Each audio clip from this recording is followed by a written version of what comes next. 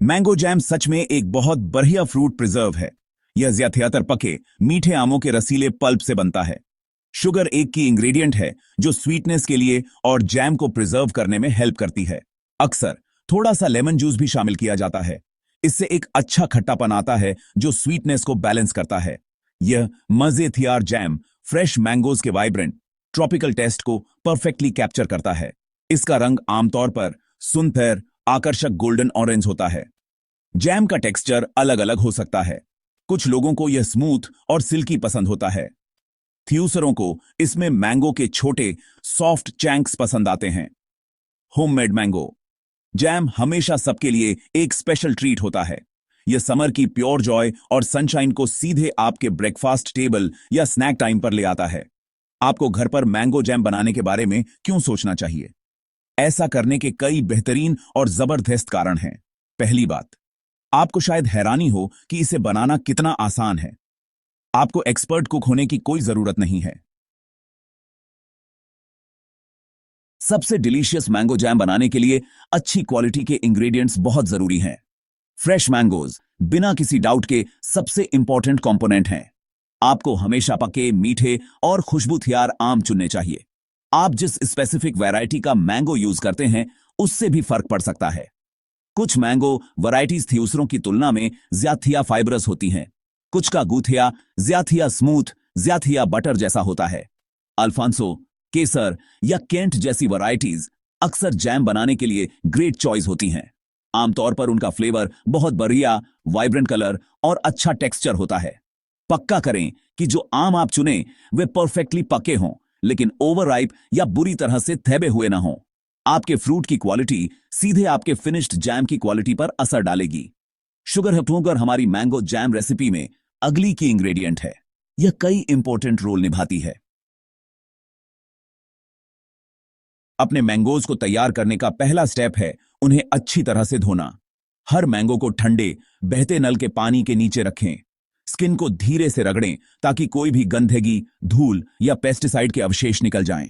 यह food safety के लिए एक बहुत इंपॉर्टेंट स्टेप है। धोने के बाद मैंगोज को एक क्लीन किचन टॉवल या पेपर टॉवल से पूरी तरह पोंछकर सुखा लें। जैम बनाने के पूरे प्रोसेस के दौरान प्रॉपर हाइजीन बनाए रखना बहुत जरूरी है। यह खासकर तब सच है जब आप ऐसे प्रिजर्व बना रहे हैं जिन्हें आप कुछ समय के लिए स्टोर करने का इरादा रखते हैं। हम यह पक्का करना चाहते हैं कि हमारा होममेड मैंगो जैम न केवल डिलीशियस हो बल्कि खाने के लिए परफेक्टली सेफ भी हो। तो हमेशा अपनी तैयारी क्लीन हाथों, क्लीन इक्विपमेंट और हां, क्लीन फ्रूट्स से शुरू करें। Section 4 the cooking process crafting the perfect consistency. Cooking process शुरू करने के लिए एक बड़ा हैवी बॉटम वाला पैन या पॉट चुनें। हैवी बॉटम पैन का इस्तेमाल करना इंपॉर्टेंट है क्योंकि यह हीट को ज्यादा इवनली डिस्ट्रीब्यूट करने में मदद करता है। यह बथेले में जैम मिक्सचर को पैन के बॉटम में चिपकने से रोकता है। यह कुकिंग पीरियड के दौरान जैम के जलने या झुलसने के रिस्क को भी कम करता है। अपना तैयार मैंगो पल्प या डाइस्ड मैंगो पीसेस इस पैन में डालें। इसके बाद नापी हुई शुगर डालें। आखिर में फ्रेश लेमन जूस डालें।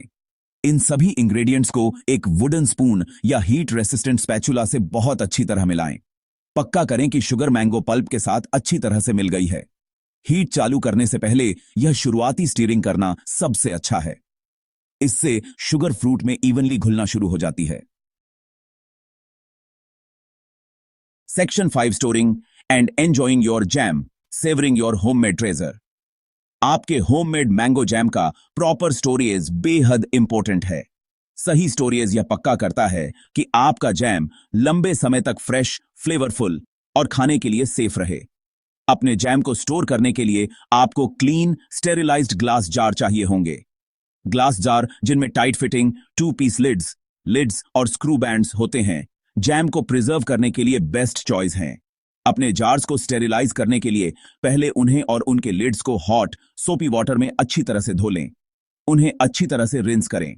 फिर आप उन्हें एक बड़े पॉट में पानी में कम से कम 30 मिनट तक उबालकर स्टेरिलाइज कर सकते हैं, या फिर आप उन्हें प्री हीटेड ओवन में कम टेम्परेचर पर लगभग 120 डिग्री सेल्सियस या 150 डिग्री फ़ारेनहाइट पर करीब 20 मिनट के लिए हीट कर सकते हैं।